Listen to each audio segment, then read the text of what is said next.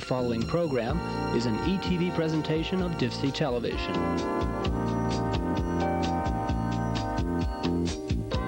Produced in cooperation with the Department of Civil Engineering at the United States Air Force Academy.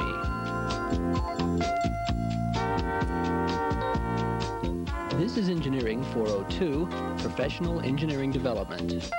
In today's lesson, we'll be discussing Statics and Dynamics, Part 5. And now, here's your instructor, Captain Stan Rader. Welcome to your final lesson in the block on statics and dynamics. Last time Captain Fitz covered for you the method for solving kinetics problems using Newton's second law. This time I'd like to cover two other methods. First of all, we'll cover the work-energy method for solving kinetics. Following this, we will talk about the impulse-momentum method, followed by a brief discussion of conservation of momentum, and finally I will do 4 example problems for you. Now, in discussing work-energy, first of all we need to realize that this method is derived from Newton's second law. It is good for problems in which you have forces that vary with displacement, the best example of that being a spring.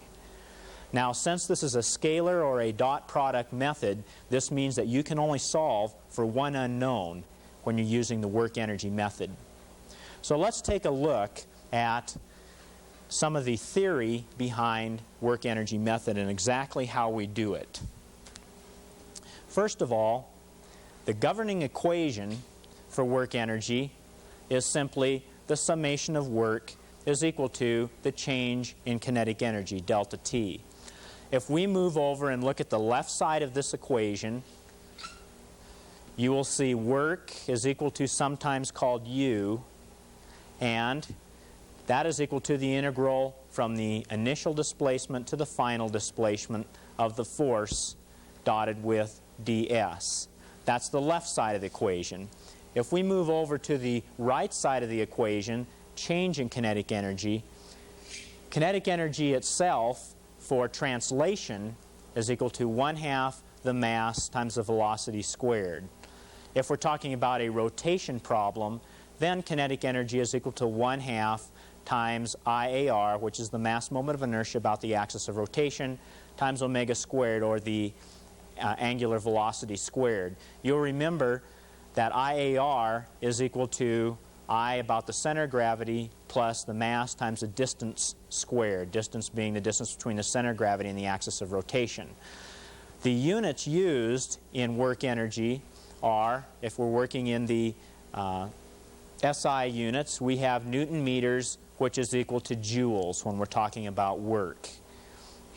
If we're working in the traditional English, it is simply foot-pounds. So let's take a closer look at the left side of the equation, which is the work side of the equation. We can have different types of forces when we're talking about work. For one, we can have a constant force. If we have a constant force, that integral in the definition for work simplifies out to where we simply have the work done by a constant force is either the force times a change in displacement parallel to that force, or we have the component of the force parallel to the displacement times a change in displacement. You notice I have a plus or minus sign here. We determine the sign on work by the help-hinder rule. The help meaning if the force tends to help the displacement, then it is positive. If it hinders the motion, then it's negative. Another special force that you'll deal with in work energy problems is weight. The work done by weight is simply the weight itself times the change in the displacement in the vertical direction. And this, of course, can also be mg, which is weight, times h. So it doesn't matter how far I go horizontally, the only work done by weight is the change in displacement in the vertical direction times the weight. If we have a rotation type of a problem, we can have a constant moment or a couple. And in this particular case, constant moment or couple, the work done by it is simply plus or minus the moment times the change in the angular displacement. Again, the plus or minus is determined by whether the moment tends to help or to hinder the rotation, minus if it hinders. You will use this particular equation here, the change in the angular displacement equal to the change delta S over R, many times to find the change in angular displacement. This might be in a problem with roll without slip or in some type of a rotation problem. Now, I said before that work energy is especially good when you have a time variable force. The most common displacement variable force is a spring, because the force exerted by the spring varies depending on the displacement of the spring. The work done by spring is 1/2 K, which is a spring modulus or spring constant, times the final stretch squared minus the initial stretch squared of the spring. And we will talk about how you find the final and the initial stretch of the spring. Now if we go over to the right side of the equation and consider the change in kinetic energy type, we can have different types of motion that we're dealing with. And these different types of motion will give you different equations for the change in kinetic energy. If you have pure translation, the equation for the change in kinetic energy is 1/2 the mass of the body times the final velocity squared minus the initial velocity squared. That's for pure translation. If we have pure rotation, on the other hand, the equation for the change in kinetic energy is 1/2 times I, about the axis of rotation, mass moment of inertia, times the final angular velocity squared minus the initial angular velocity squared. Now, we may have a problem where we get to general plane motion. You'll remember that that is where we have a combination of rotation and translation. When we have general plane motion, our equation for change in kinetic energy is simply 1/2 the mass times V final squared minus V initial squared, which you'll recognize as the equation for translation, plus 1/2 I about the center of gravity times omega final squared minus the initial angular velocity squared. Note the difference here between general plane motion and the pure rotation problem is that now you are taking I about the center of gravity rather than about the axis of rotation. When you use this equation, in many times you will have to relate either the translational type velocity to the angular velocity or vice versa. When you do that, you can use this equation. Velocity is equal to R times the angular velocity, or playing around with that, the angular velocity is equal to the linear tangential velocity divided by the radius. Let's go back now and discuss how you find the work done by a spring. So if we go back here to the work done by a spring and go down here, I said before that K is equal to the spring constant, and that is given in units of newtons per meter if you're in the SI system. Now, the final stretch of the spring is defined as the absolute value, or the difference between the final length and L sub 0, which is the unstretched or the natural length. The initial stretch is equal to the initial length minus the unstretched or the natural length.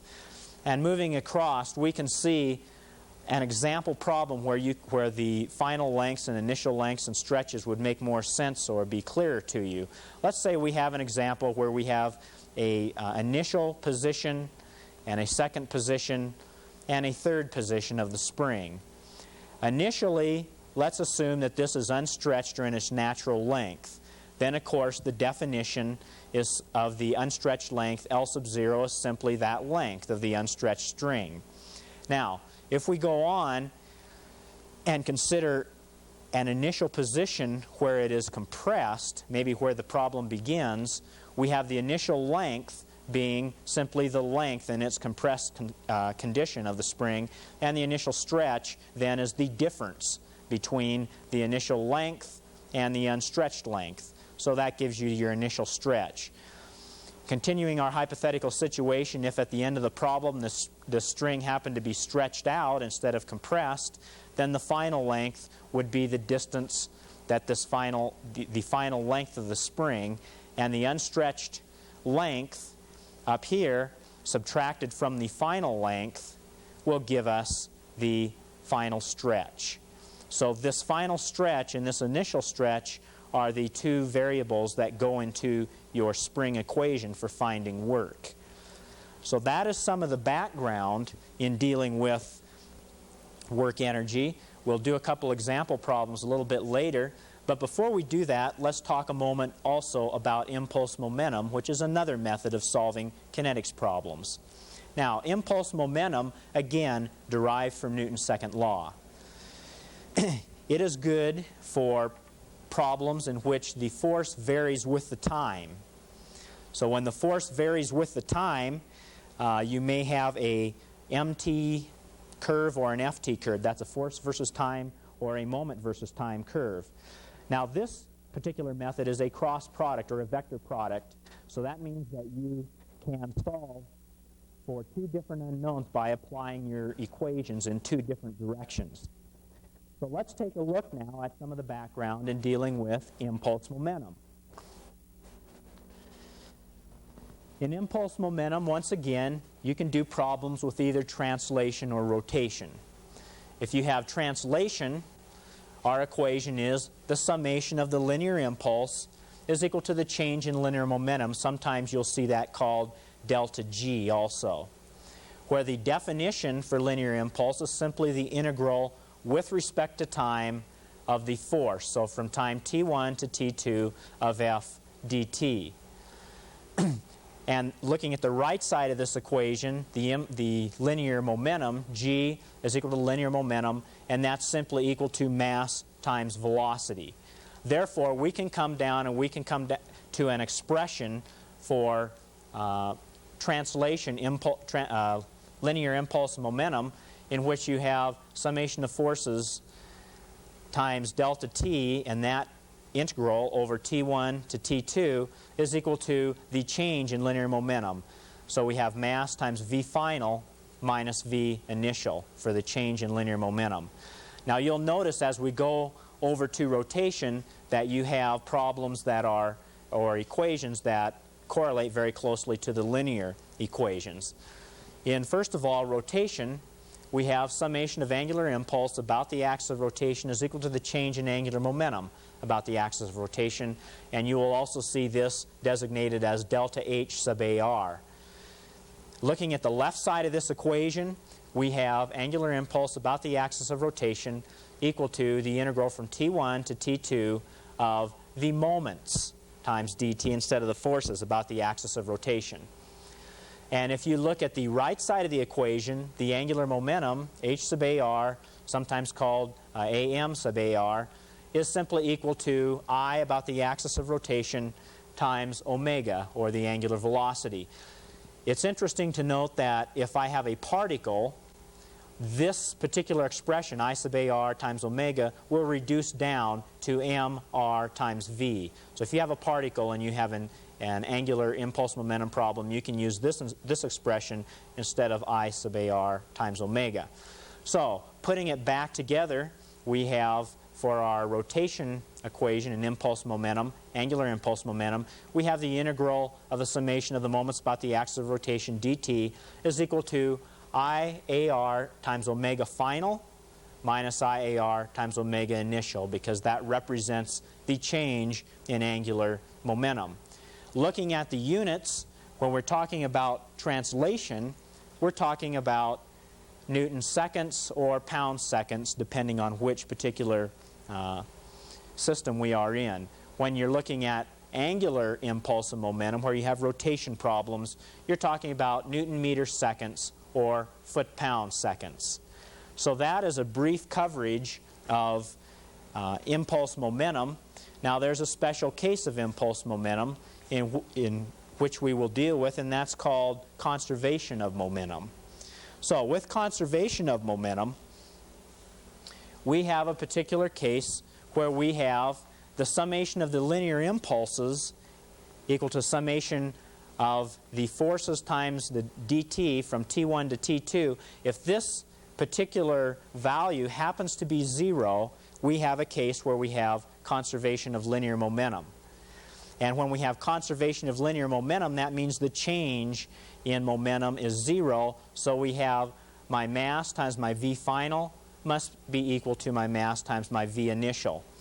And if we're dealing with an angular type problem or a rotation problem, again, we can find out that we have conservation of angular momentum if our angular impulse is equal to 0. So if my summation of my angular impulse about the axis of rotation turns out to be 0, then I can go ahead and say that I have conservation of angular momentum, and the equation that I would use in this particular case would be I sub AR times omega, the angular velocity final, is equal to I sub AR times the angular velocity initial. So that's conservation of momentum. Now, in dealing with this, you may come to a problem where you have two body central impacts. Central impact being where the center of gravity of each body lies along the line of impact. In that case, we can use the conservation of linear momentum equation and come up with an equation that says the mass of body A times the velocity of body A final plus the mass of body B plus the velocity of body B times the velocity of body B final is equal to the mass of A times the velocity of A initial plus the mass of B times the velocity of B initial. This is for a problem where you have an impact or colliding bodies. Also, you may need to use, in conjunction with this particular equation, the coefficient of restitution equation. The coefficient of restitution equation says that E, the coefficient of restitution, is equal to minus VA final minus VB final over VA initial minus VB initial. The important thing to note, and the greatest possibility for error in using these two problems, is in getting your signs mixed up. So you want to be very careful that you choose a sign convention and stick with it using both of these equations, both the central impact equation and the coefficient of restitution equation. So that covers conservation of momentum. The next thing I'd like to do is to show you how some of these methods that we've talked about are covered. So first of all, let's take a look at example problem number 1. In example problem number 1, we have a 5 kilogram bowling ball, and this is it is returned to the bowler by a spring system. The modulus of the spring is 2,600 newtons per meter, and the spring is compressed to 0.2 meters when cocked. What is the velocity of the ball when it reaches the bowler? And we're to assume that the ball rolls without slip. So let's take a look at exactly what they're asking for here. In this particular problem, we have a spring that is cocked, and it's going to shove this bowling ball down underneath the lanes and then eventually back up to the bowler. We have a 2.0 meter distance here, and then across here we have a 2.9 meter distance. And we have been shown that we're going to assume that this is a smooth plane. Now, drawing a free body diagram of the ball, you'll note that we have the force of the spring acting on the ball. And we also have the weight of the ball and a normal force acting up on the ball, as well as the force of friction of that ball.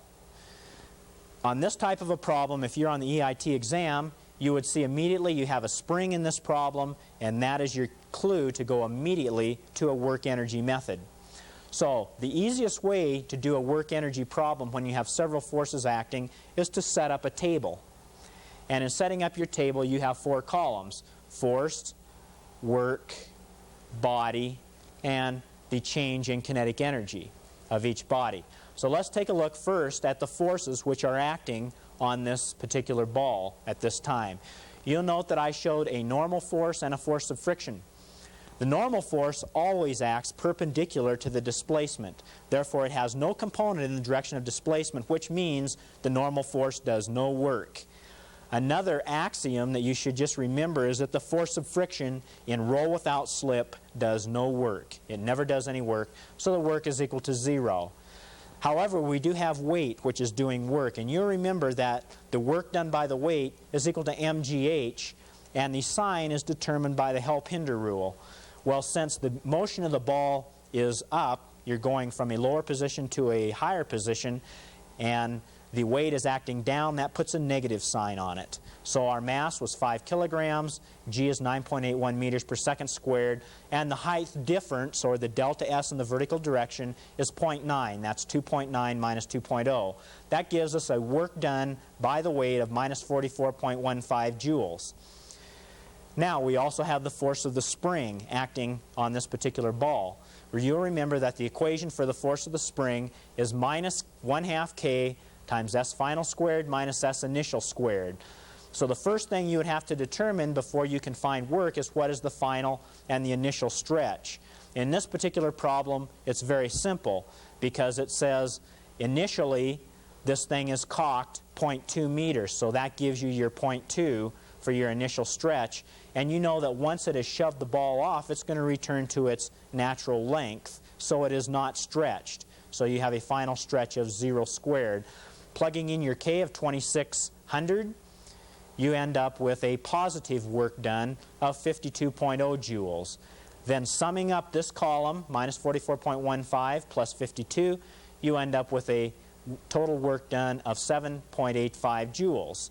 That's the left side of the equation. Let's go over to the right side of the equation and look at the change in kinetic energy involved here. We only have one body, that's a ball. If we had more than one body, we'd have to include those other bodies on this side of the diagram. Now, the change in kinetic energy, this ball is in roll without slip, and you remember that we said that that is a case of general plane motion. So our governing equation has 1/2 m v final squared minus v initial squared, and that is your translation portion. And then you also have your 1/2 I sub g omega final squared minus omega initial squared, and that's your rotation portion. Plugging in here, we have 1/2 times a mass of 5 times v final squared, and it started from rest, so v initial squared is 0. And we have 1/2 times I about g. And you remember for a sphere, you could look this up to be 2/5 mr squared, or 2/5 times 5 times the radius squared. They did not give me the radius of that particular bowling ball, so I leave it in the symbol form and just press on. And it turns out that it will cancel out, because you'll remember another expression for angular velocity is equal to v over r. So we have v final squared over r squared, and you'll notice that our r squareds cancel out, and now I have this equation in terms of only one unknown, and that's my v final squared. So working on down, I have 2.5 v final squared plus v final squared, and I end up with a summation of the changes in kinetic energy equal to 3.5 v final squared joules. The only thing left to do then is to put the two sides of the equation together. You remember our governing equation was summation of work is equal to change in kinetic energy. So I put my principal equation here, and I have from the left side 7.85 joules is equal to 3.5 times v final squared. Obviously only one unknown there, and you can solve for your v final to be 1.50 meters per second. You'll note that I put a direction arrow on here.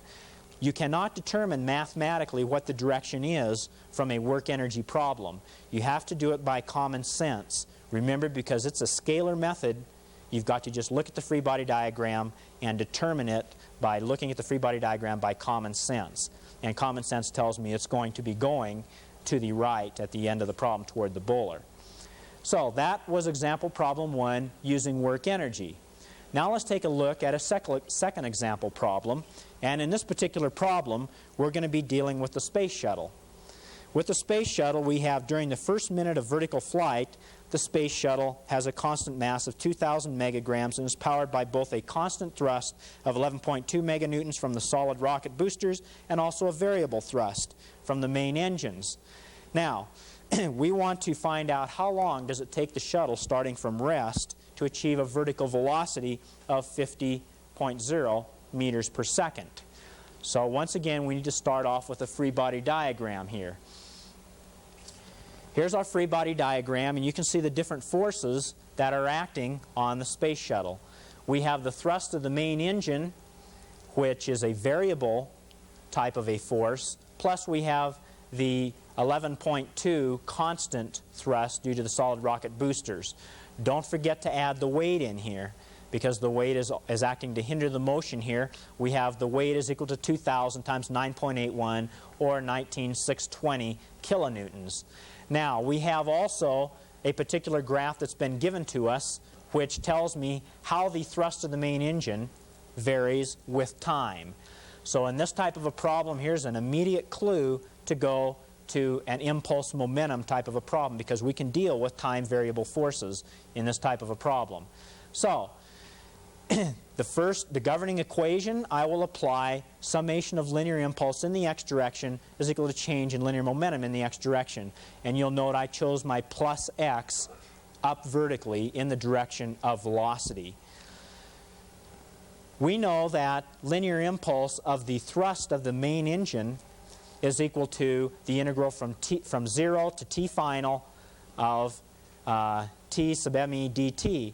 And we also have a constant force here of 11,200 times delta t, and this is due to the solid rocket boosters. Constant thrust, so you use the constant equation for constant forces. Don't forget that the weight now, we're back to a vector type of a system. It acts in the negative direction, and we take the weight times the change in time for that particular component. Looking at the right side of the equation, we have simply mass times v final minus v initial. Well, the mass is 2,000. V final, we said, was 50 meters per second.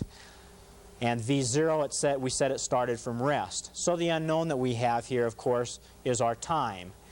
Working through this, if we look at this integral from 0 to t final of t sub me dt, and you look back up at the graph that is given, you will recognize that integral as simply the area underneath the curve from 0 to the time final, which is what we're looking for. So that area happens to be a triangle, which is 1/2 the base of delta t times the height.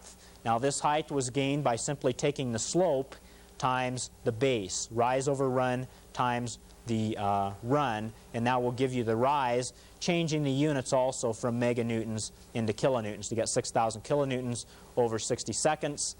So that is an expression for the thrust of the main engine, and again we have our unknown that we're looking for. This hasn't changed here. This is solid rocket boosters, constant forces, and the weight hasn't changed except for putting in the value for weight times delta t. And you'll recognize here that I have only one unknown in my equation, and so I can go ahead and use the quadratic formula and solve through for delta t. Of course, when you're solving through for delta t, you have to realize you always would take the positive root because it's impossible to have a negative time. So delta t turns out to be 179.5 seconds to gain that velocity of 50 meters per second. So that's the second example problem. Now that was a problem involving linear impulse momentum. We can do the same thing with angular impulse momentum. And the third example problem is a problem involving angular impulse momentum. In this particular problem, we have an electric generator with a mass of 3.60 megagrams and a radius of gyration about the axis of rotation of 1.2 meters is connected to a shaft powered by a moment m. Now, the shaft has a constant frictional retarding moment equal to 5.13 kilonewton meters. What is the angular velocity of the generator after the first 15 seconds if it starts from rest at time t equal to 0? You'll see that the principles are exactly the same as the linear impulse momentum equation that we did earlier. So let's take a look at exactly what we have in this particular problem.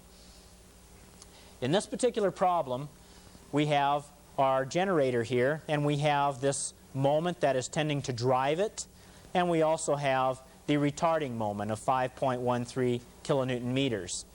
Notice I put on an NT-axis system because I have a rotation type of a problem. Don't forget the weight, and don't forget to put on these pin reactions, R at O in the n direction and R at O in the tangential direction.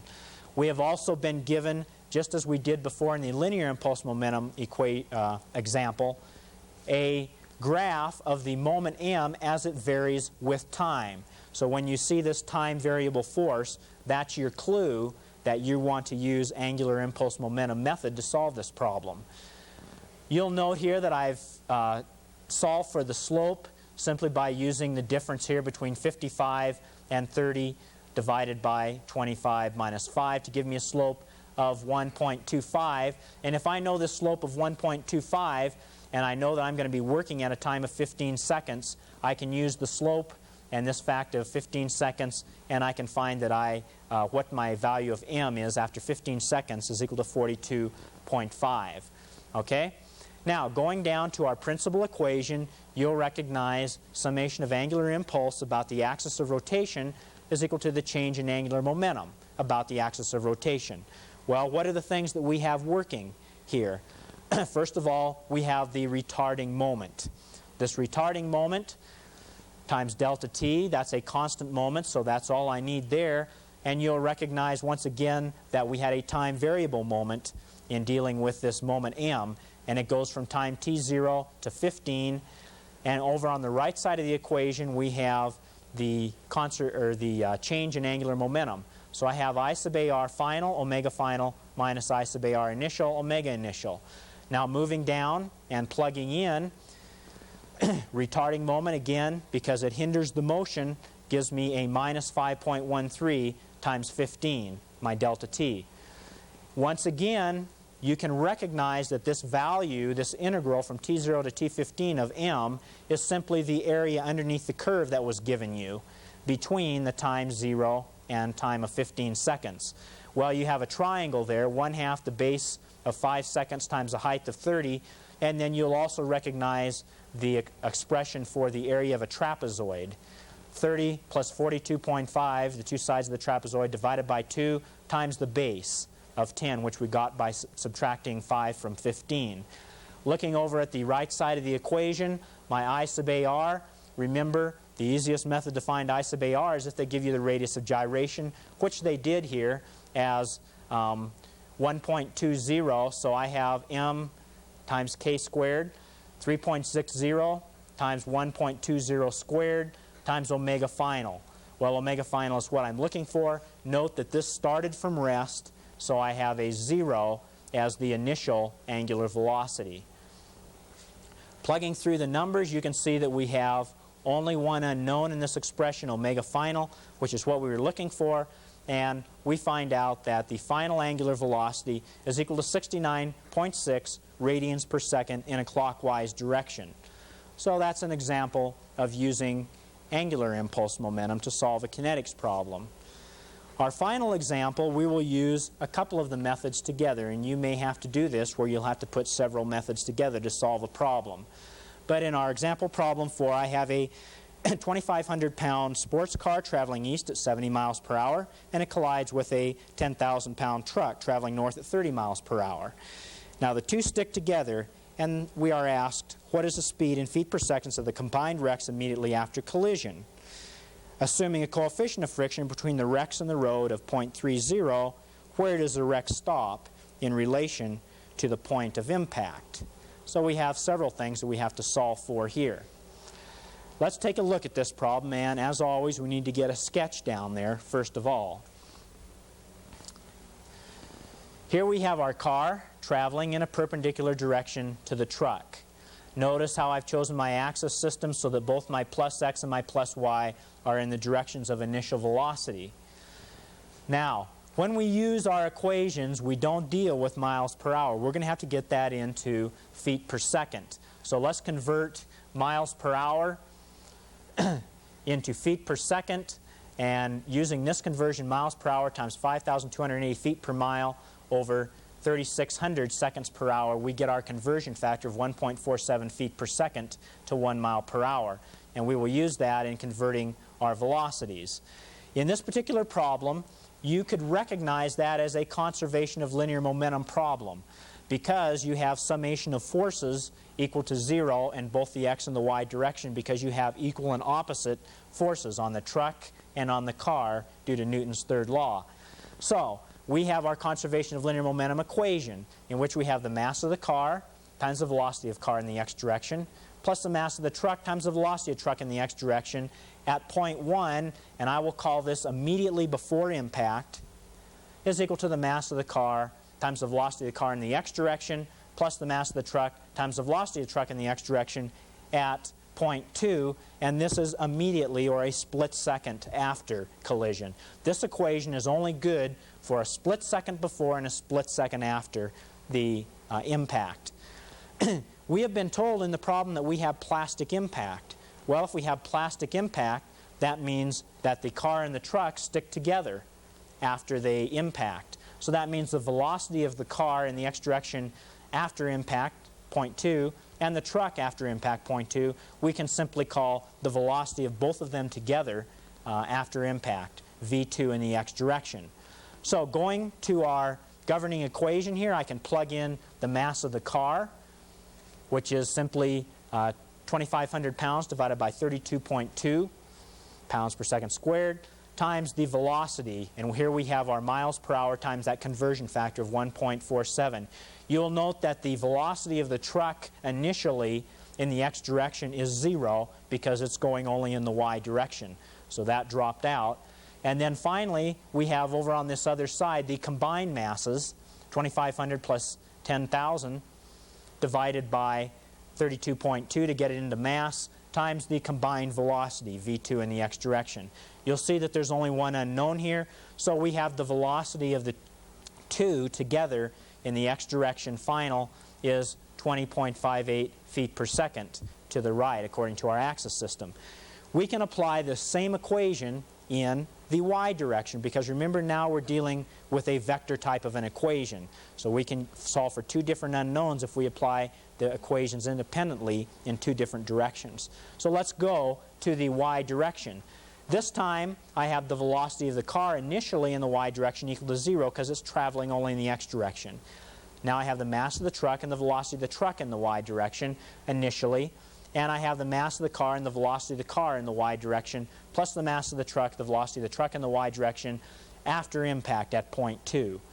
Once again, the same thing, we have plastic impact.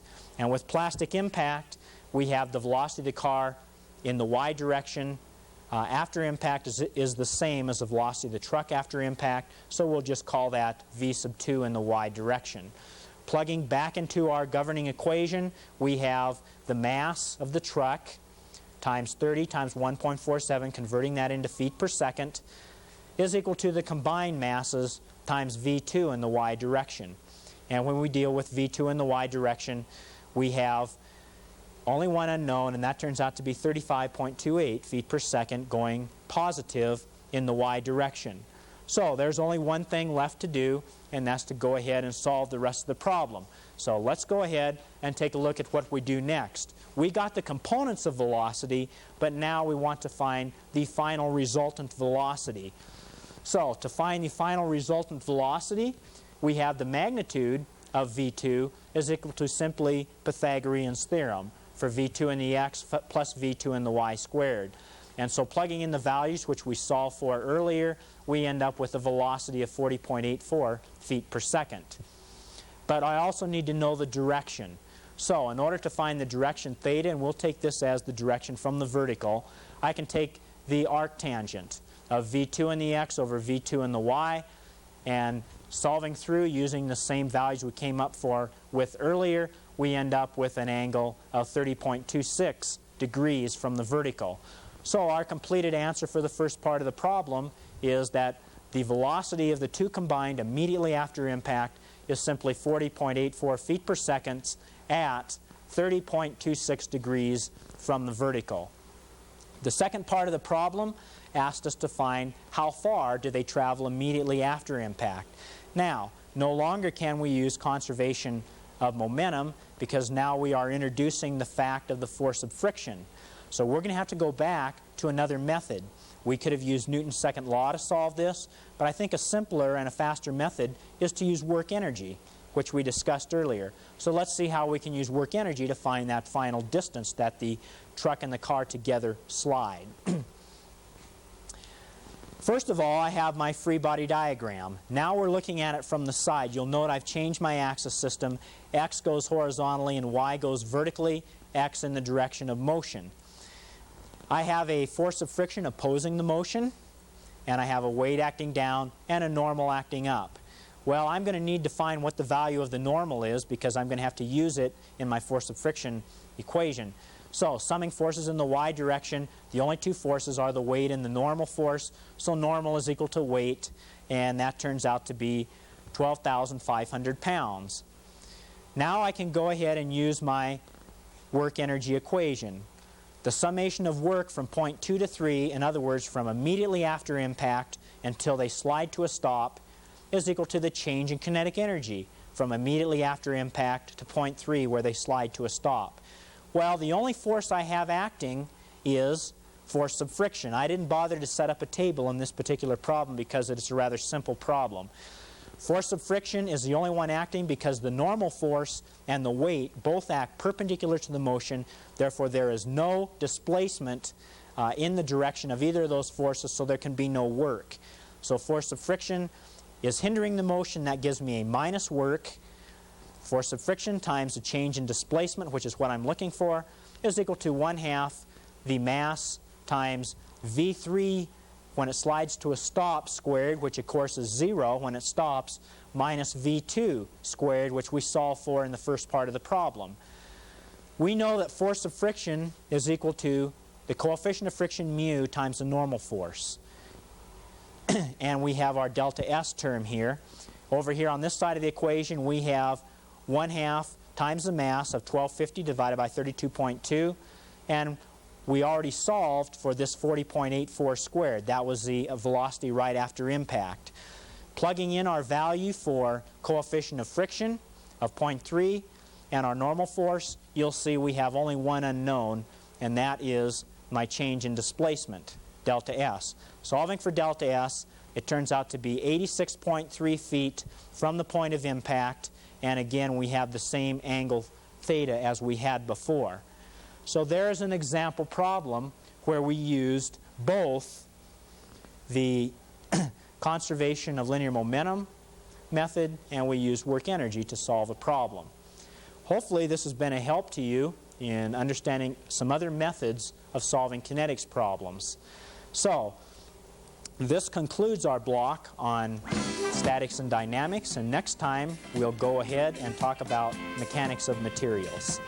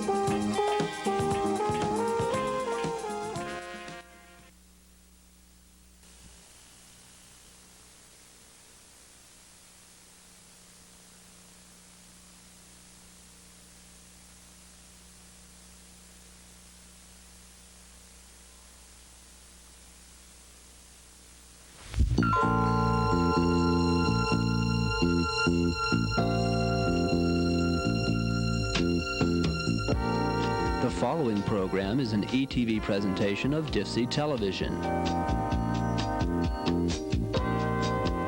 Produced in cooperation with the Department of Engineering Mechanics.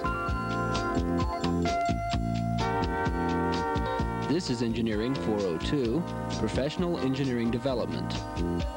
And in today's lesson, we'll discuss the mechanics of materials. And now, here's your instructor, Captain John Sullivan. Hello, I'm John Sullivan. I'll be your instructor for the next three-part series involving the mechanics of materials. Our first lesson today will involve the definition of stress and strain and some elastic behavior. If you wish some additional review, I would suggest you dust off your copy of your textbook you had for your old Strength of Materials course in school and review some of the fundamental topics there. If you don't have a copy of your old textbook, you can check one out of most any library. There are many various books available by Timoshenko or Popov. Any of those books would provide more than necessary review for the EIT exam. With that as an introduction out of the way, let's get started with what we're going to talk about today.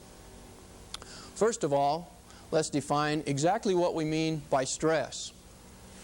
Stress in words is simply an applied load distributed over or per unit area. Thus its units would be pounds per square inch, or in the metric system, newtons per square meter. Okay. There are basically two different types of stress. There is normal stress and shear stress. It's easiest to discuss both with the help of a picture. Let's look first of all at normal stress. Here we see a picture of a shaft that's sticking out of a wall, and it's subject to some applied load we've called P here, acting along the axis of the shaft itself.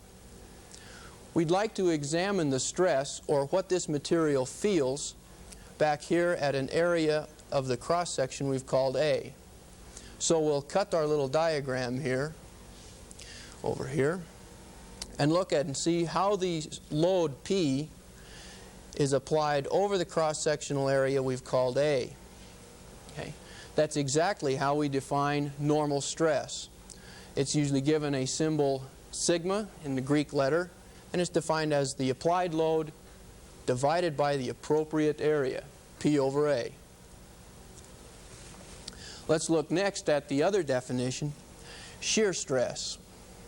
For it, let's look at a picture also. Imagine two boards, perhaps glued together in a common surface. We'll apply a load P in this direction, stretching the two boards. Let's cut our first diagram here across the glued surface to expose the area of interest A. Okay. This area experiences a stress also in shear. It's given a Greek symbol tau, and it's also P over A. Okay. So if we draw back here and for a second and look and see what we've done, I think I can identify a problem already. Normal stress is identified as P over A, units pounds per square inch. Let's look down here below. Shear stress, also defined, P over A with units of pounds per square inch. There is really no way to distinguish which stress to use other than in the interpretation of a problem. Okay. The only way to distinguish the two is to look at the orientation of the load that's involved and the area that you're interested in. Notice in the case of normal stress that the area is oriented in a perpendicular direction to the direction of the applied load P, as opposed to down below, the shear stress. The area that we are interested in lies in the same plane or parallel to the direction of the applied load P. That's the only distinction between normal stress and shear stress. Okay. You shouldn't have to worry too much about this on the EIT exam, however. The words in the problem should make it very easy to distinguish which definition to use and which problem would be appropriate to solve. Okay. The next logical sequence then is to discuss what stress causes, and that's strain. So let's go over here and we'll define precisely what we mean by strain. Strain is simply the deformation due to some stress. Its units are inches per inch or meters per meter, but perhaps more appropriately, since the units mathematically cancel out, sometimes it's called a dimensionless quantity. As there is normal stress, there's normal strain, and shear stress, there's also shear strain, and it's easiest to describe each, again, with a picture. Suppose we're given a bar of engineering material with a length L. This bar is experiencing some load along its axis we'll call P. As you might imagine, if you pull hard enough, you would get the bar to stretch a little bit. Let's call the additional length here delta, the Greek symbol delta. Already we have enough here to define precisely what we mean by normal strain. It's given a Greek symbol epsilon, and it's simply defined as the change in length divided by the original length. Okay. Let's look again at shear strain. This is a little more complicated to depict. Shear strain. Imagine first a block of material that's glued firmly to the floor, perhaps, and it experiences a load in the direction of the floor we'll call P. The block, you might imagine, would assume a rhombus shape here, or a trapezoid, due to that applied load. And the corner perhaps would move a distance, we'll call it delta. Okay. If we have the dimension from the top to the bottom of the block, we'll call L, shear strain can now be defined. It's given a Greek symbol gamma, and it is also defined as delta over L, the change in dimension over an original dimension. The same problem exists here as we had with stress. Normal strain is defined as delta over L. Down below, shear strain is also defined as delta over L. It will be up to you as an engineer to distinguish which definition is appropriate to use. Okay, already we are ready for an example problem taken specifically from EIT study material. And as an additional plug, this problem used to be on the EIT exam. So let's review what we've done here quickly, and we might try our first example problem.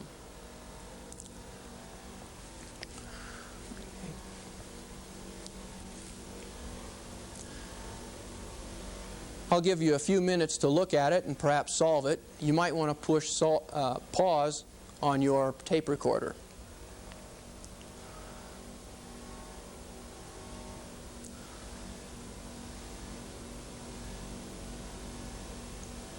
Okay, let's try a solution. We see that the example problem involves specifically what we had up here as the definition for shear strain. In fact, we were given a very similar looking picture. Our solution involves the following. Define precisely what we mean by shear strain as a change in dimension over an original dimension. Okay. We were given that point B that occupied a point right up here in the corner, moved a distance 0.003 inches. Divide that by the original height of the block. We come up with 0.0015. Answer E would be correct. How'd you do? Before we leave and go on to our next subject, let me say a couple of things about our example problem. As I said before, it was taken specifically from an EIT exam. Therefore, in that respect, it might be a good idea to review it again. Let's go back.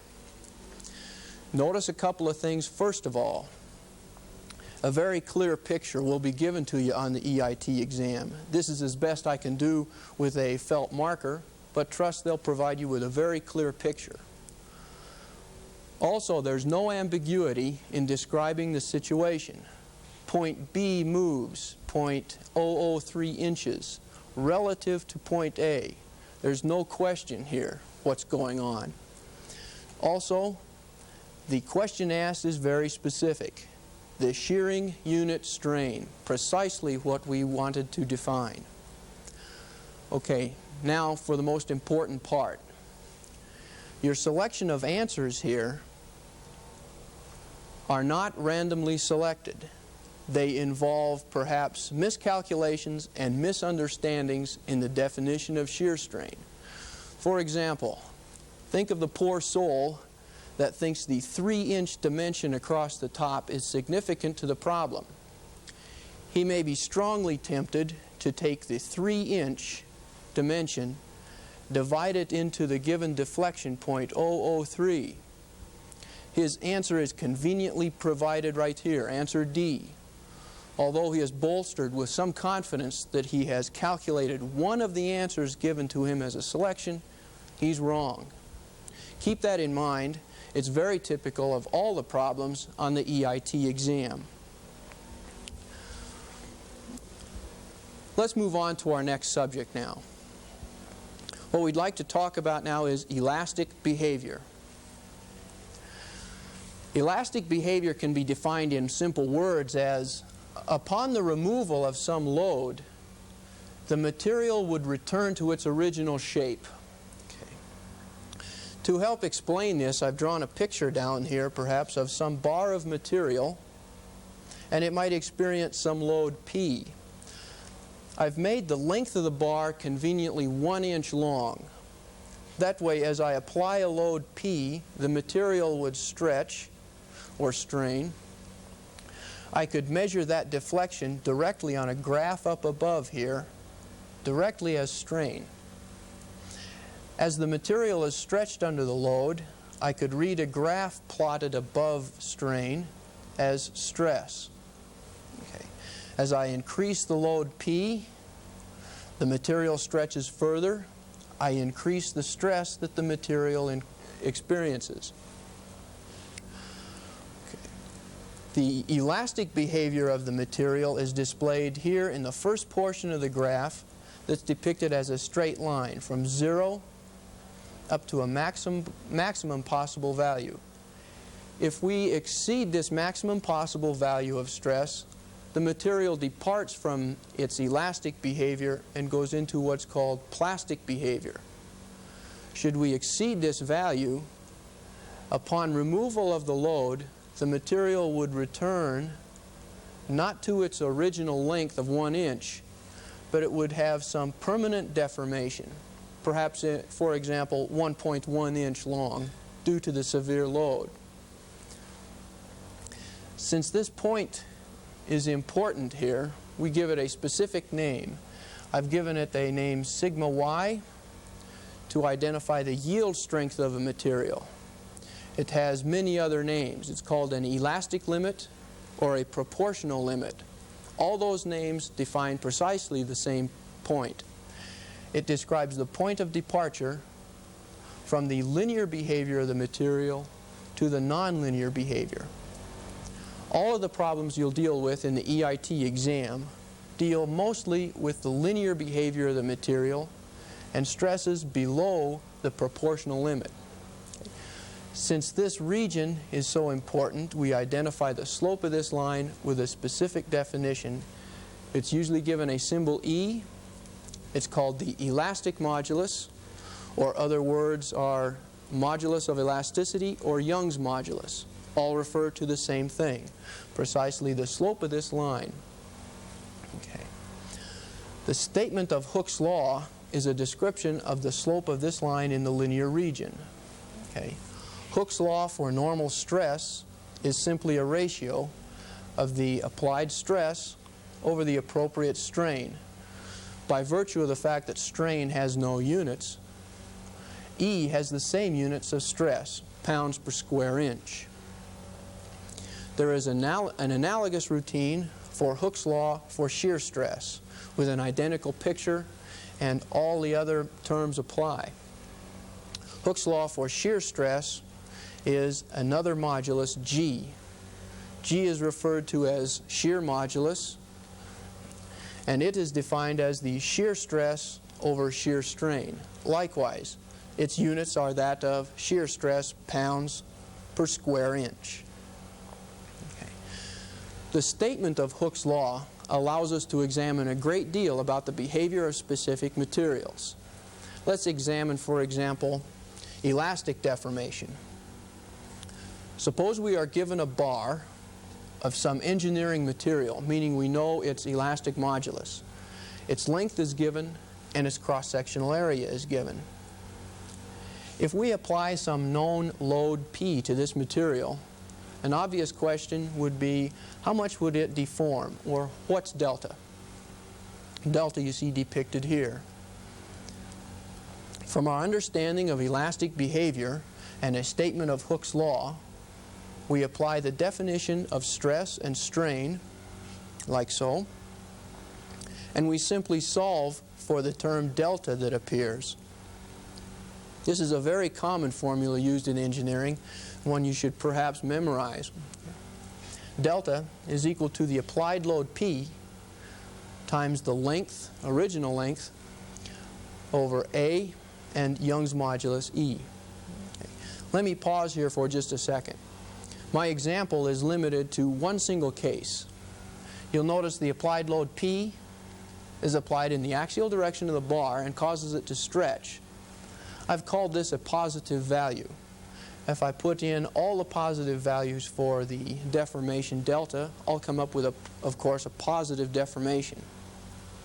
Should we want to study the case where the applied load P is applied in the opposite direction, or squeezing the material, I'd get the same deformation, but it would foreshorten my sample.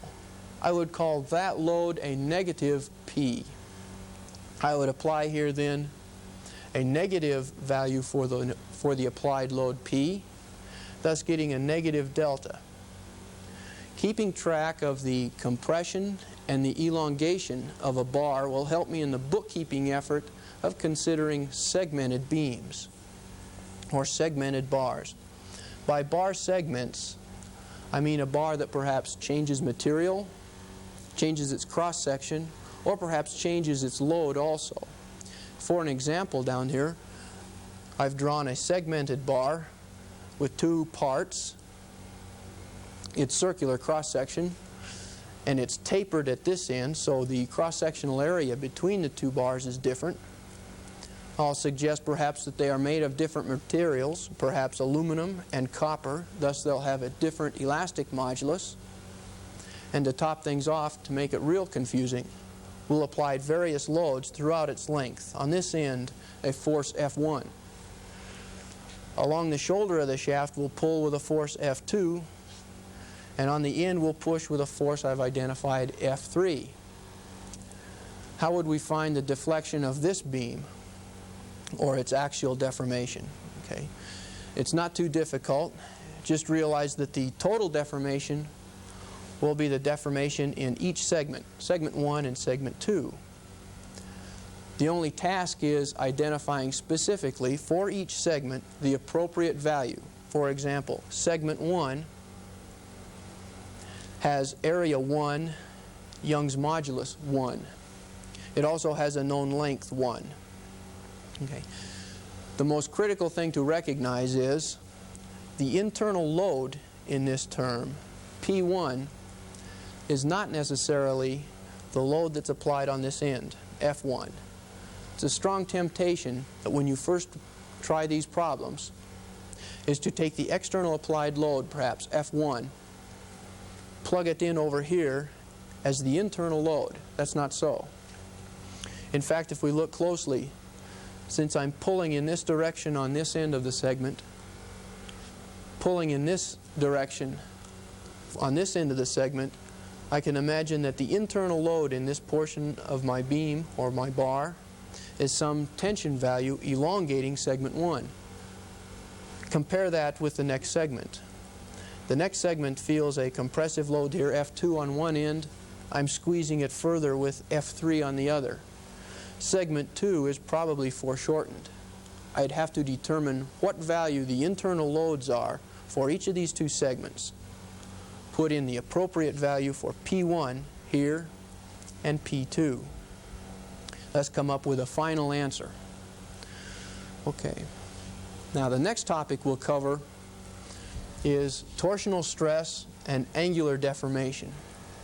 Okay. Analogous with normal stress and normal deformation is a shear stress and angular deformation. It's easiest to depict both with a picture.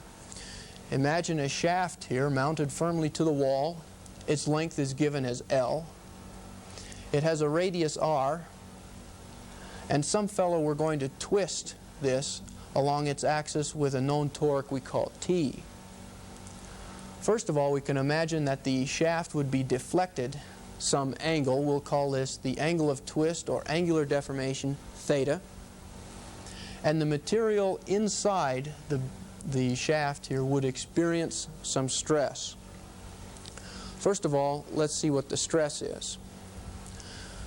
Let's cut our bar here along the dotted line and examine the material inside in a picture here.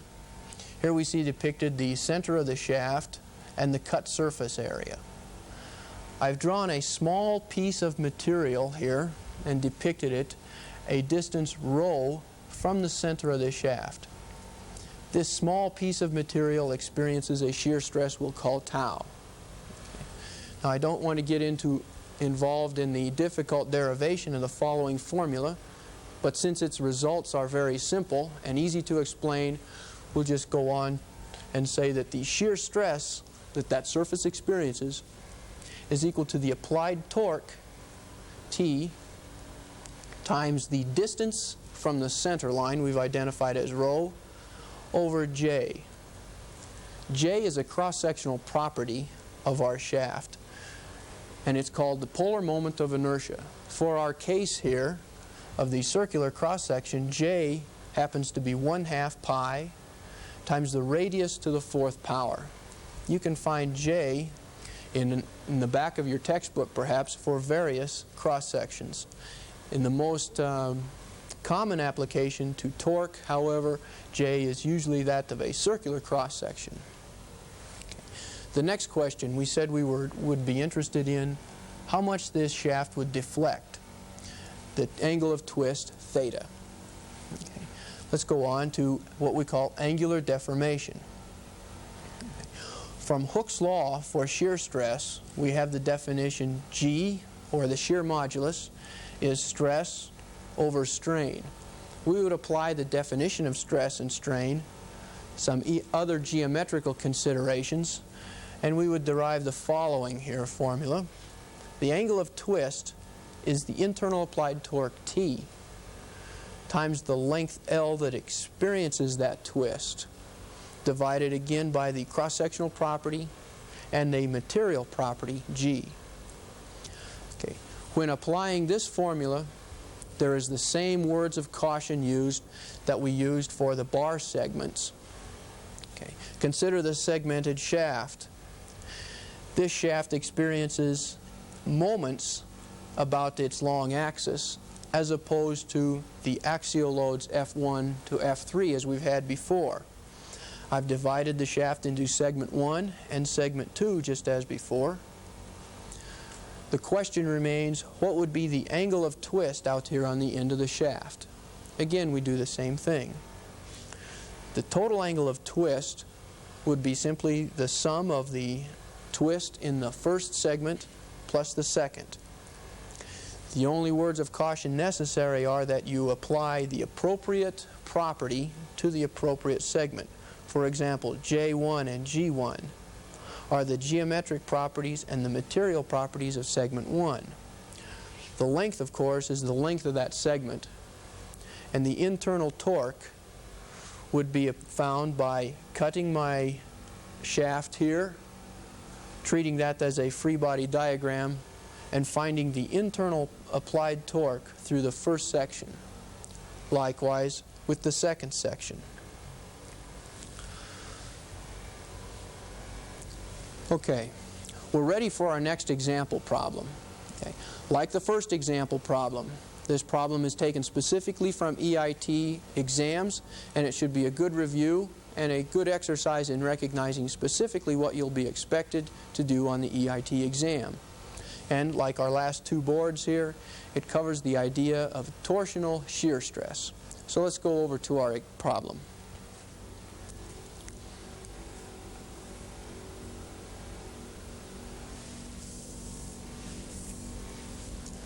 For additional time, you might want to press pause on your tape recorder.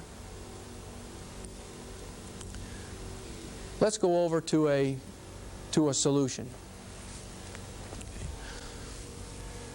This problem was very simple.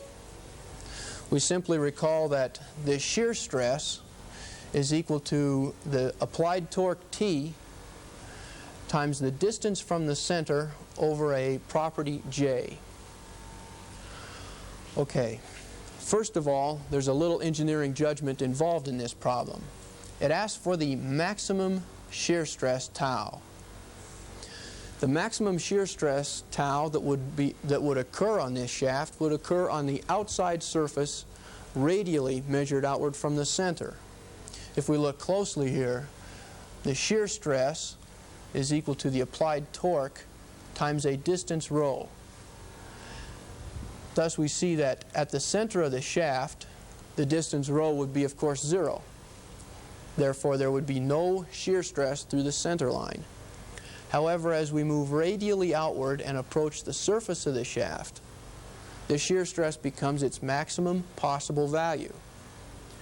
So in our example problem, we'll find that the maximum shear stress occurs where the maximum rho is, or on the outside surface. Let's apply here our definition. Shear stress is equal to the applied torque, 1,000 foot-pounds. Change the units appropriately to inches per foot. Divide by J. Our answer comes up to be 7,640 pounds per square inch. Answer B was correct. Okay. My last closing remark would be, how many of you got answer number A?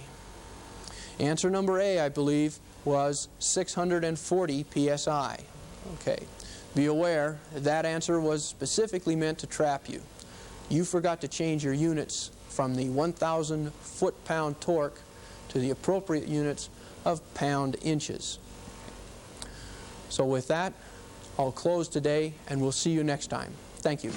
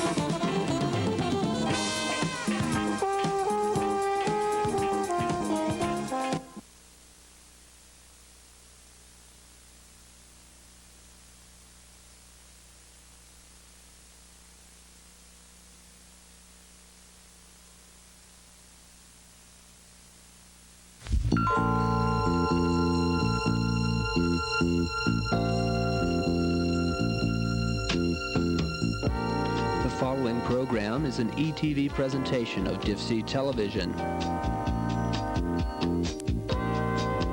Produced in cooperation with the Department of Engineering Mechanics. This is Engineering 402, Professional Engineering Development. And in today's lesson, we'll discuss the mechanics of materials.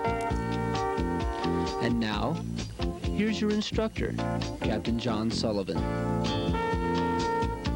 Hello. Welcome back to Engineering 402. Today is our second lesson in our three-part series involving the mechanics of materials. And our specific objectives today are, first of all, to study shear and bending moment diagrams. As you might recall, a shear and bending moment diagram will help us determine the internal load that's inside a member that experiences bending, such as a structural beam. Those internal loads, of course, will cause stresses in the material. That's our second subject for today, the stresses that are caused by the bending load. With that as an introduction, let's get started right away. We started out here with a picture describing or suggesting we have a beam of a certain given length. It's supported simply on a knife edge and a roller over here to give it some simple supports.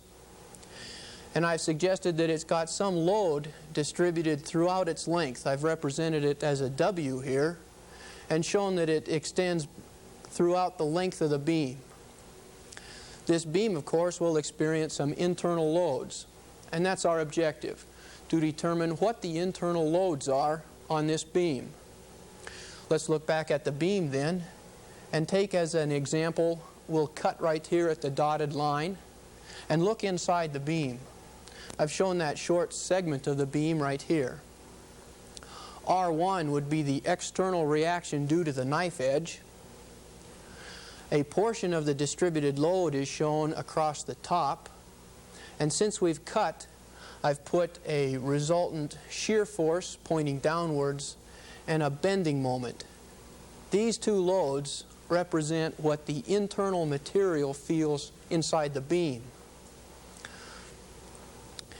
We could take a small portion of our beam here, an element of dx long, do some differential analysis and so forth.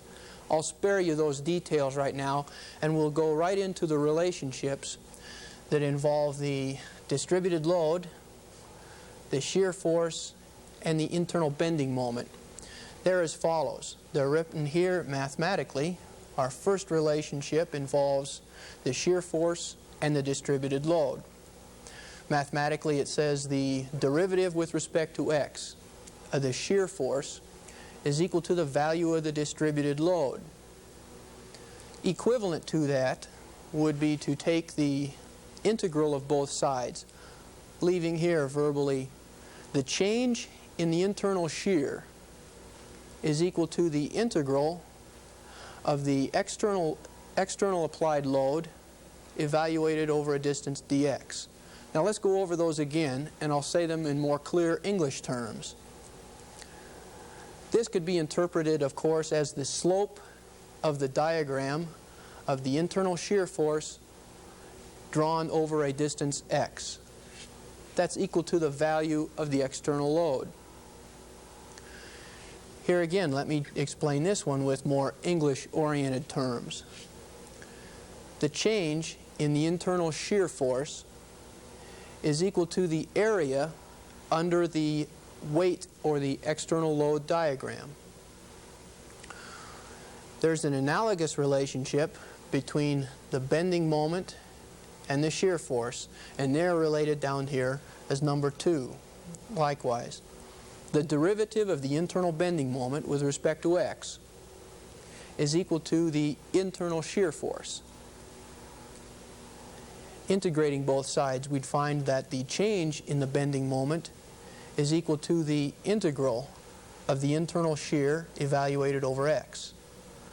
Or in more English terms, the slope of a moment diagram drawn over x is equal to the value of the internal shear. The change in the internal moment is equal to the area under the shear diagram drawn over x. I've covered a great deal of material, perhaps 20 or 30 pages in most engineering texts. I'll save some of the details for you to go over, and I'll have to explain some of the shortcomings of what I've done on the blackboard. You'll notice perhaps in the book that you have chosen to review your material, they have identified these 2 directions as positive. That depends entirely on the textbook you use. This direction as negative. In other words, what I'm trying to say is that the variations in the derivations that I have just done number probably as many as the number of textbooks you can find on this subject. So I have eliminated some of the conventional sign changes you see. Some textbooks will relate the change in the slope of the shear diagram is equal to opposite the value of the external load. Other textbooks, on the other hand, choose to make a sign change between the slope of the moment diagram is equal to opposite the value of the shear. I have chosen not to include these sign conventions due to the fact that you may choose a textbook which deviates from my technique.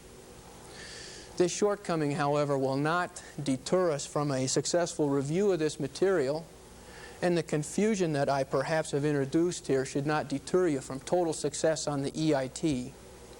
So let's dive right into our first example, and let me preface our first example with a procedure on how to find the shear and bending moment diagram. It's a simple 3-step process. Here's our procedure. The first step, of course, to draw a free body diagram of the beam we're given. That's a first step in probably any kind of mechanics problem. Okay. Don't delay.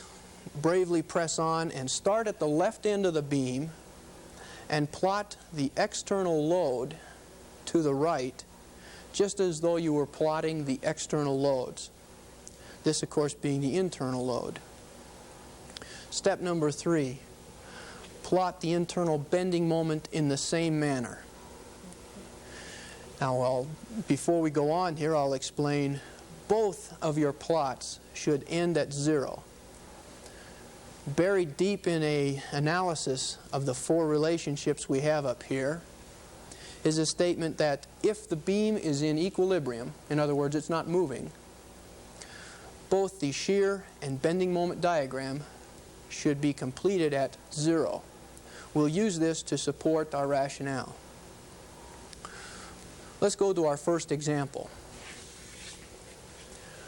Our first example today involves a beam of a given length and I've split it into several different portions.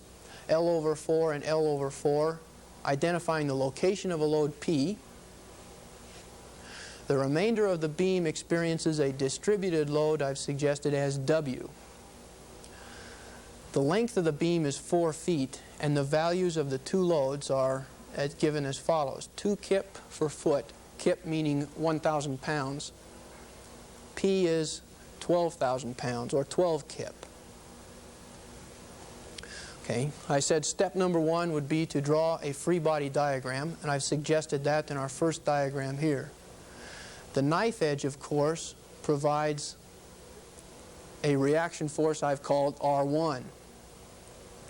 The other roller provides a reaction force I've called R2. I've placed the external load P and W on the diagram, but since the W is a distributed load, I've represented it as its equivalent point load at the appropriate location directly between or in the middle of the distributed load. Its value would be WL over 2, or equivalent to the distributed load times the length over which it acts, L over 2. Okay. If we sum the moments about a point on the end, I've identified point A as this end. I would sum the moments, solve for the two unknowns. R1, find it as 10 kip. R2 is 6 kip. I'll spare you those details. We'll go right to the shear and the moment diagram.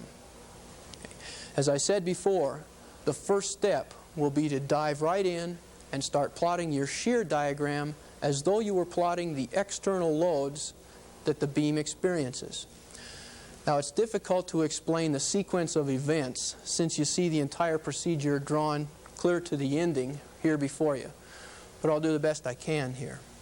Step number 1, drop straight beneath your free body diagram and draw an x-axis to the right, extending this far, suggesting that X passes through the center of your beam. The vertical axis is represented as the internal shear force, V sub x. It is plotted as a vertical line going upwards. All right, we're ready to start now. The first external load that this beam experiences is, of course, R1. We computed it to be 10 kips. I have plotted 10 kips vertically in the positive direction. Okay. Now, here comes our first rule. I look over here to the next blackboard. One of our rules says the change in the internal shear, or the slope of the shear diagram, is equal to the value of the distributed load.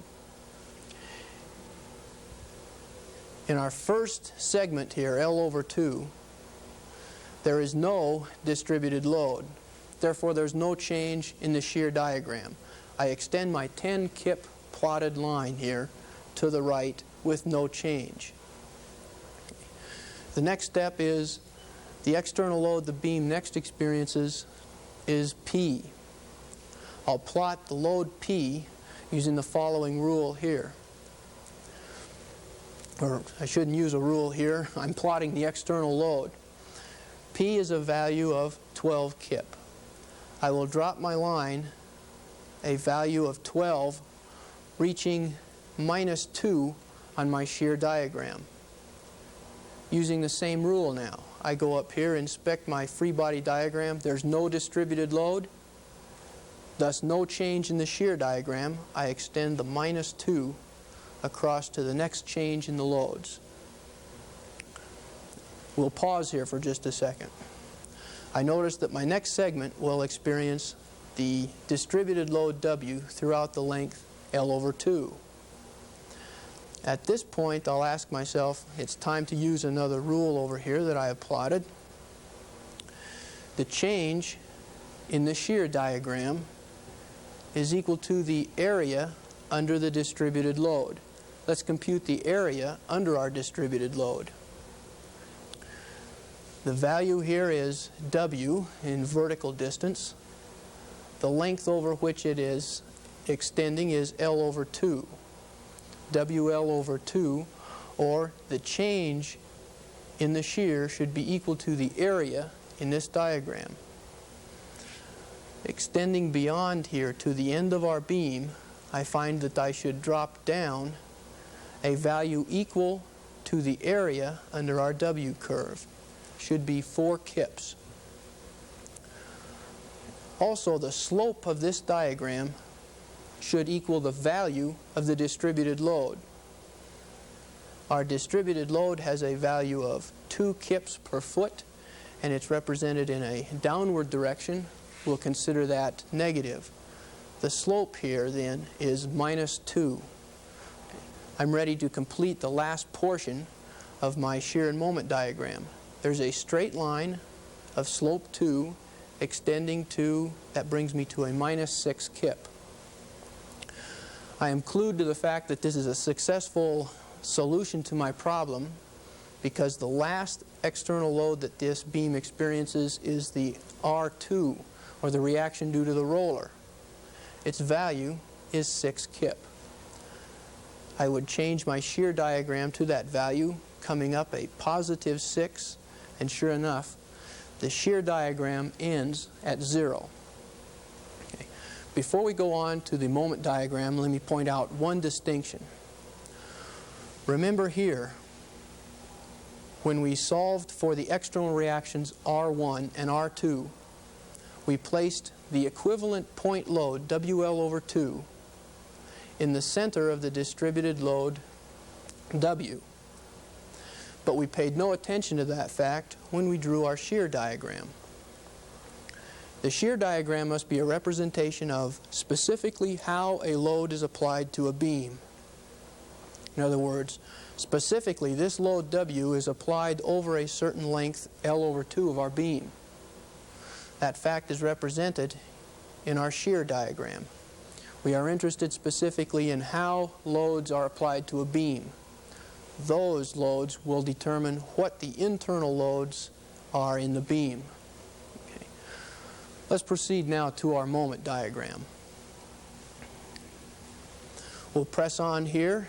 I have drawn here my moment diagram by graphing a horizontal line representing the x-axis passing through the center of the beam of length L.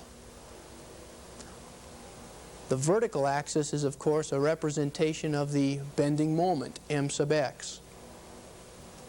I'll start at the left and begin with the first rule. There is no external applied bending moment on the left end of the beam here. Thusly, I start at 0. Now let's look at the second batch of rules I have here. The slope of the bending moment diagram should equal the value of the shear. Let's apply that rule to our first segment. I know that my first segment of the moment diagram must have a slope of +10 because the value of my shear over that segment is +10. Okay. 10 for the value, 10 for a slope. The next rule here, the change in the bending moment is equal to the area under the shear diagram. Let's go over to our problem now and apply it. The area in the shear diagram here, represented as a length L over 4 times 10, we should have a change in length, or change in bending moment going from 0 to 20.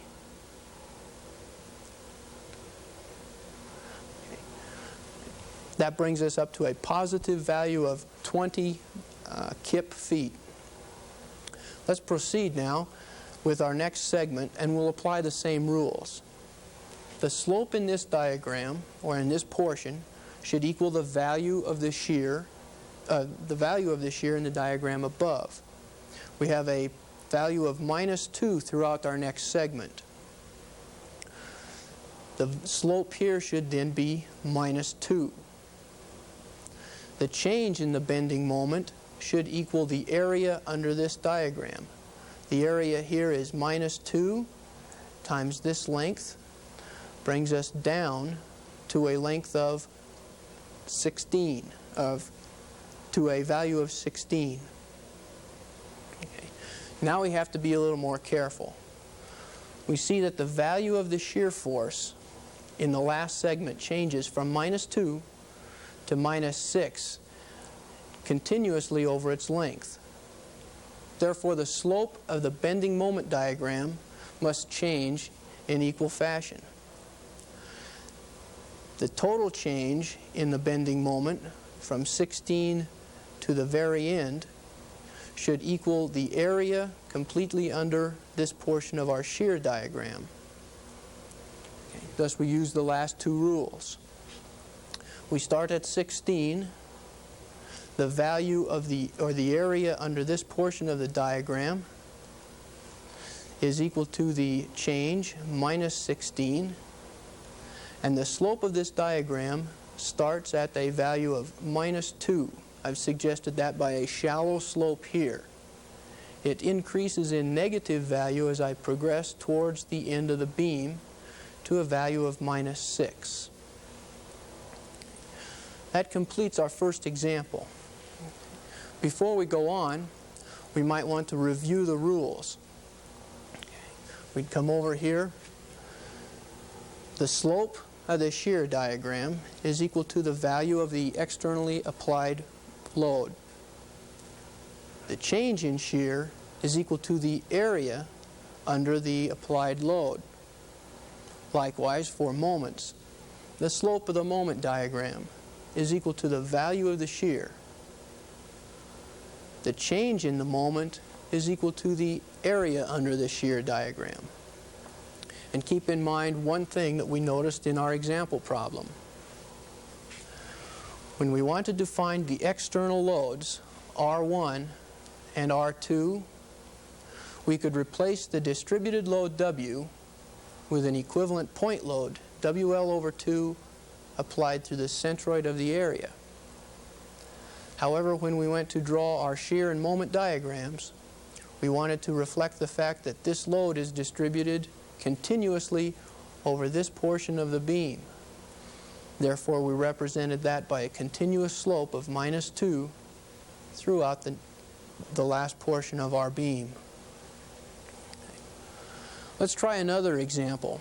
And as I pose it to you, after I describe the problem we're going to do, you might want to press pause on your recording equipment and try it yourself. Example 2 involves a beam supported again by a knife edge and a roller, giving it simple supports. The load P is applied on the end of a support structure that's attached to the beam in question.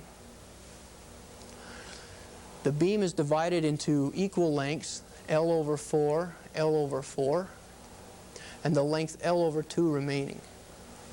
I've kept the problem here in general terms of P and L, since it can be applied to many different cases.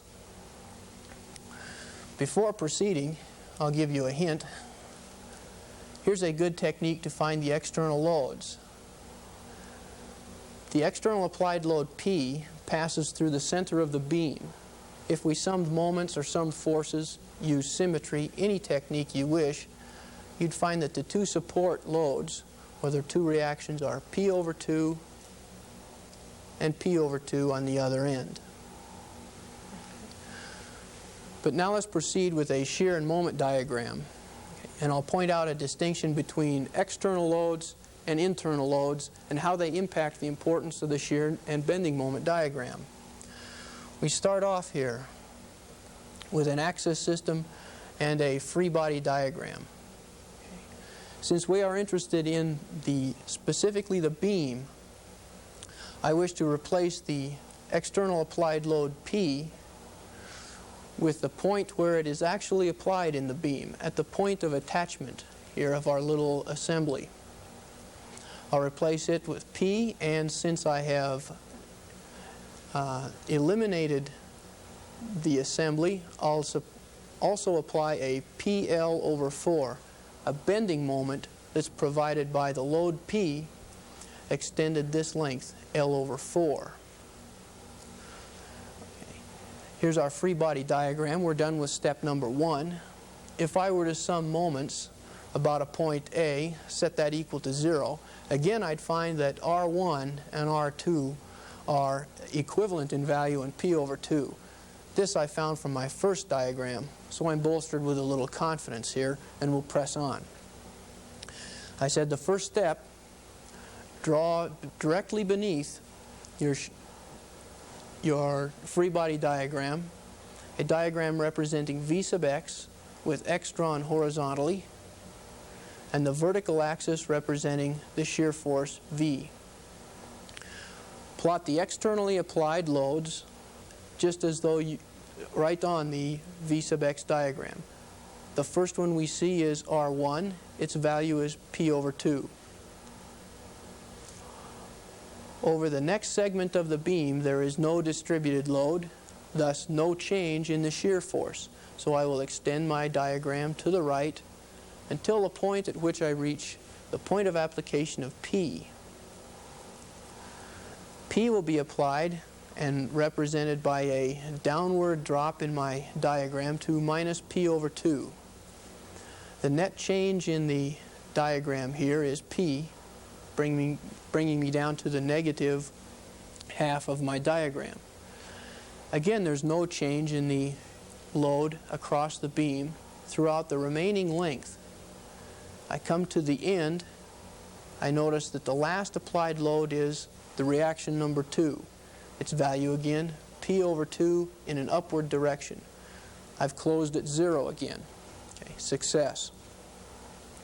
Before we leave our shear diagram, let me point out that the applied bending moment, although it's represented as a force on my free body diagram, has no impact on the shear diagram.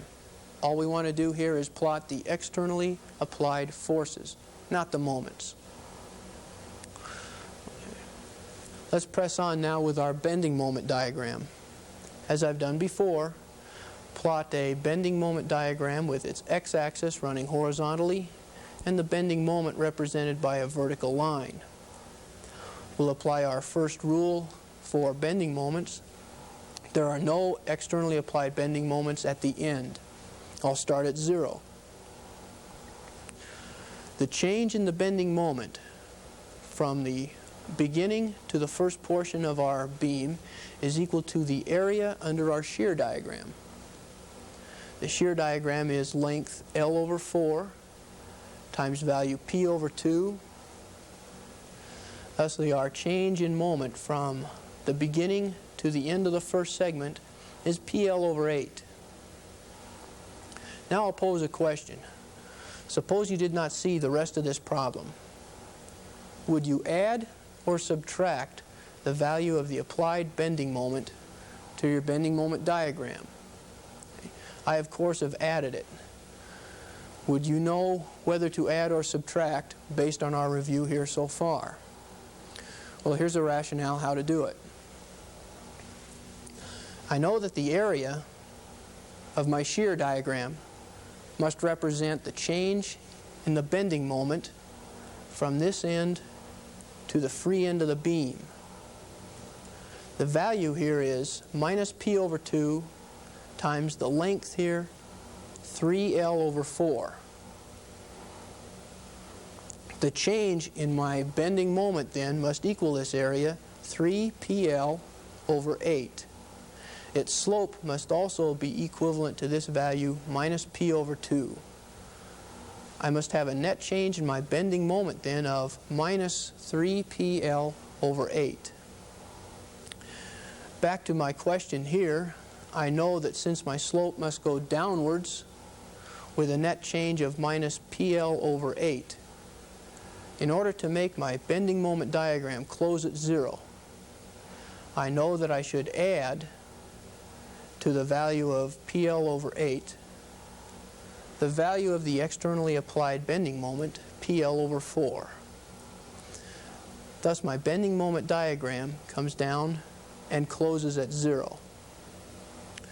This is part of the reason I did not choose to describe our 4 laws complete with a rationale for positive and negative bending moment positive and negative directions, and the relationships between slope and value without any signs.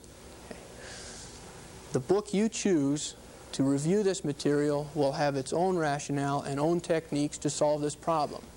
Nonetheless, we were able to successfully solve our example 2 using some fundamental principles. Okay. With that as our second example finished, let me pose the question that since we have internal loads in our beams, those internal loads cause stresses. So we're ready to cover the stress caused by the bending loads experienced by beams. The stresses due to bending are, of course, 2 different types. You recall we had normal stress and shear stress from lesson 1. Likewise, we have normal stress and shear stress due to bending. Let's look first of all at normal stress. Here I've suggested we have a beam and it experiences a load P somewhere in the middle. This load will cause the beam to bend and experience some normal stress. Let's cut the beam here at some arbitrary length and look at the surface we've cut down below. The x-axis I have chosen to run through the axis of the beam itself. Perpendicular to that and running along it, I've identified what's known as a neutral surface. The neutral surface is a surface passing through the beam at the location of the centroid of the cross-section, and it passes in a horizontal direction or perpendicular to the direction of the load. The bending moment that we've been discussing and found a bending moment diagram for, I've represented here as a bending moment M. This bending moment M will cause normal stresses on the 2 surfaces we've exposed, below and above the normal surface, the neutral surface. Let's look and see how this stress is distributed. Here's our x-axis I've represented. It runs collinear with the neutral surface, and I've suggested we measure y going upwards. The normal stress that this material feels is represented by sigma, and it's equivalent to the bending moment M times a distance measured from the neutral surface divided by I. I is called the area moment of inertia, and it's a property of the cross-section of our beam. It depends entirely on its shape. The rationale for this equation involves a very involved discussion of how the beam curves and so forth. I'll spare you those details, and we'll explain this equation just in general terms. Notice that the normal stress depends on the internal bending moment. We would find that from the bending moment diagram that we've just discussed. It increases linearly with y, meaning that where y is 0 at the neutral surface, the normal stress would be 0. As we progressively get further and further away from the neutral surface, the value of the normal stress increases. This would be divided by the cross-sectional property I. We know something about normal stress already. In all cases, the neutral surface experiences no normal stress. The maximum stress will occur where 2 conditions are met. If we wish to find the maximum stress, first of all, we would have to know where the maximum bending moment is. Next, we would know it occurs at the outside surface due to the fact that the maximum value of y is necessary to maximize x.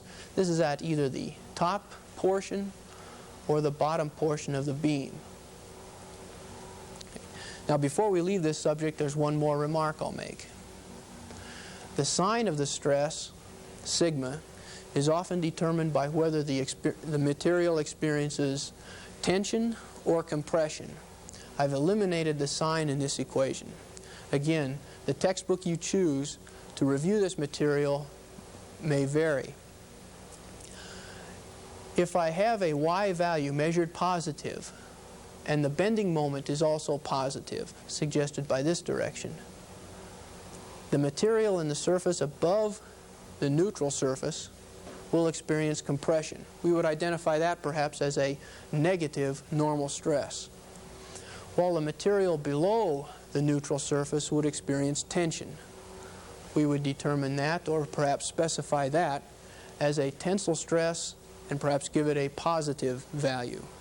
The determination of the sign of the normal stress in bending can be determined either by you arbitrarily, but be consistent, or by a careful manipulation of positive bending moment and positive Y. Let's go on to shear stress now.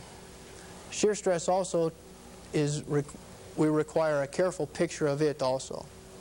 I've cut our beam at the same location, and I've suggested we have a neutral surface passing through the centroid and the x-axis extending through the beam. The shear force V I have represented by a vertical force going downwards. The vertical force going downwards would cause a shear stress, tau, to be experienced by the material that we've cut. I've represented it like so. The direction of the shear stress would be downwards, and it's difficult to describe that in a graph. I've represented it here on the right.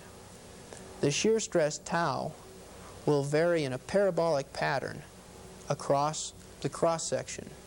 Its maximum value, notice, is right through the centroid, or the x-axis, and the neutral surface. Its value at the outside, the top, and the bottom of the beam are equal to 0. And another analysis of this diagram, the geometry of the bending specimen, we could derive the following equation. The shear stress, tau, is equal to the value of the internal shear force times a quantity we're going to call Q, divided by a cross-sectional property I, the same as before, and the thickness of the member at the point in question. Now, I've avoided one particular issue here in this. The next question is, what's Q? Q is a property that depends entirely on the point at which you want to find the shear stress, and it's called the second moment of area. We'll come back to this equation in just a moment. First of all, let's find out what's Q. As I said before, Q is the second moment of area, and it's a property specifically of a point in a cross-section of a beam. Let me explain it by posing a question. Here's the cross-section of a beam that we have cut, and it experiences an internal load V.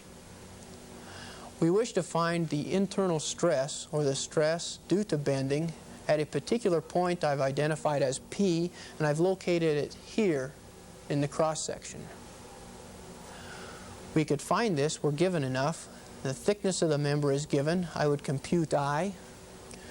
The shear load I would be given. The only question is Q. Q is found in the following manner. First, identify the location of the point P in the cross-section. Draw a line parallel with the neutral surface, and I've done so through here. Identify the area from that line to the nearest outside edge, and I've hatched it in partly right here. Identify also the centroid of that area. I've done so with a dot here, although I didn't label it. Q is defined as the following product. The area we've identified, call it A prime, and the distance from the neutral surface to the centroid of A prime, I've represented it over here. This distance from the neutral surface to the centroid of A prime, I've represented as Y bar prime. We are given this problem with the following dimensions: 3 inches in thickness, 6 inches in depth. Let me compute Q for my particular point P. P, you'll note, is 1 inch down from the top surface. Q then is, first of all, the area in question, the 1 inch down from the surface, times the 3 inch thickness of the beam. The distance y bar prime has to be looked at very carefully. The distance from the neutral surface to the point P is 2 inches by virtue of the fact we have a 6-inch depth in beam and the neutral surface cuts the centroid. The distance from the neutral surface to the top would be 3 inches, leaving 2 inches in between. The distance into the centroid of the area in question is 1/2 inch. Thus my value for y bar prime would be 2.5 inches. My value for the second moment of area then is 7.5 inches cubed. This, by the way, would be appropriate units for the second moment of area. Okay. Let's go back and look then at the shear stress formula. There's a little bit we can learn about it specifically. Q, as we said, is a property of the particular point in question.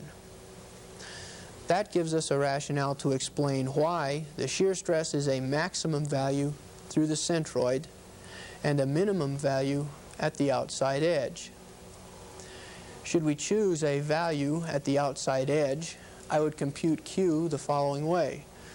The distance from the neutral surface to the outside edge, of course, is the depth of the beam over 2, but there's no remaining area to compute the second moment of area. So at the outside surface, Q is a value 0. At the neutral surface, the value of Q would be a maximum. Okay. Let's review a little bit here before we try our last example. The shear stress due to bending is found using the following formula, and its maximum value will depend on 2 criteria: the location in the beam of the maximum shear and the location in the cross-section of the maximum Q, that being at the neutral surface. Back to normal stress. The maximum normal stress will depend on also 2 criteria: the maximum bending moment M throughout the length of the beam and the maximum value of Y measured from the neutral surface. That means that the normal stress would be 0 at the neutral surface, extending to a maximum either at the lower end or the upper reaches of the cross-section. For our last example, we'll go over here to our other blackboard. Let me describe it here. Here's our example. We're given a beam, thusly, and we're expected to find the maximum normal stress and the maximum shear stress in the beam due to a given bending load. Here's our beam here of a given load distributed over its length of 10 kips per foot. It's 3 feet long and simply supported by knife edge and a roller. Here's what the cross-section of the beam looks like: a 4-inch depth and a 2-inch width. The answer to the question depends on our 2 criteria we've talked about before. Maximum normal and maximum shear stress depend on 2 criteria. The maximum bending moment and the maximum shear load must first be found. We would find those by drawing a shear and moment diagram. I've started out by drawing, first of all, a free body diagram. Here's our beam extending a length directly below my picture. I've represented the 2 supports using some symmetry, 15 kips for each of the 2 simple supports, and I've replaced the distributed load 10 kips per foot with a concentrated 30 kips in the center. The shear diagram is drawn starting at the right.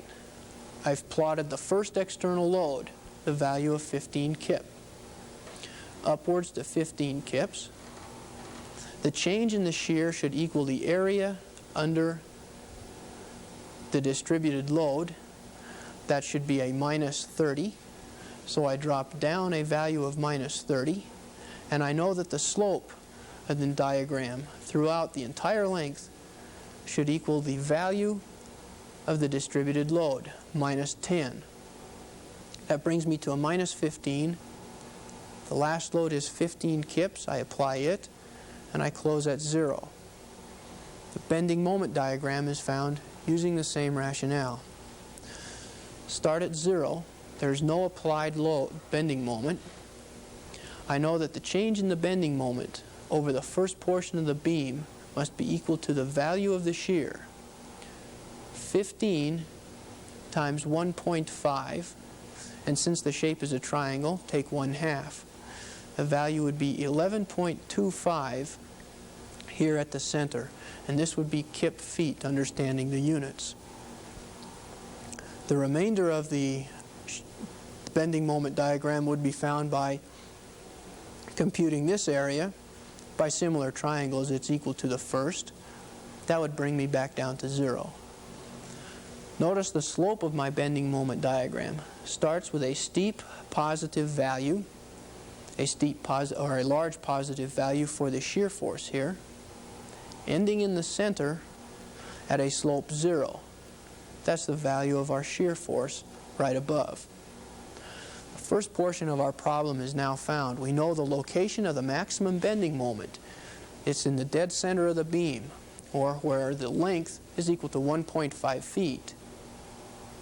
The location of the maximum shear force is on either end, the maximum of -15 or +15, depending on which end. As a preliminary step in the problem then, let's compute the cross-sectional properties I for the beam. I is found by 1/12 the base times the height raised to the third power. Plugging in our appropriate dimensions, we get 10.6 inches to the fourth, appropriate units for the mass moment, area moment inertia. That'll be useful in both computations, shear and normal stress. The normal stress will require us to find the Q, or the second moment of area, as its maximum possible value. I know the maximum Q will occur for points lying on the neutral surface. I've identified the A that's involved in the computation as 2 inches by 4 inches, and I've hatched it out here. So I have a 4-inch area. The distance from the neutral surface to the centroid of that area is 1 inch. Q for this case is 4 inches to the third power. Now we're ready for the rest of the computation. With some good engineering judgment, I know that the maximum normal stress will occur either at the top or the bottom surface of the cross-section, at a location in the beam where x is equal to 1.5 feet, or right through the center of the beam. Maximum stress then is the bending moment times the distance measured from the neutral surface over I. 11,250 pound-feet is the equivalent 11.25 kip feet. I need to change the units appropriately to inches, dividing by 12 inches per 1 foot. 2 inches is the distance, or the maximum distance, y can be, the distance from the neutral surface to the outside edge. 10.6 was previously computed as I. My maximum stress is 25,470 pounds per square inch. Appropriate units for stress. The maximum shear stress occurs at the neutral surface at either end of the beam by virtue of the fact that the shear load V is maximum there. The shear stress is VQ over IT. V we computed as 15 kip, or 15,000 pounds. Q we found as 4 inches to the third. I, we found it before, 10.4, and the thickness of the beam at the area in question is 2 inches. Computing these numbers down, we get 2,830 pounds per square inch.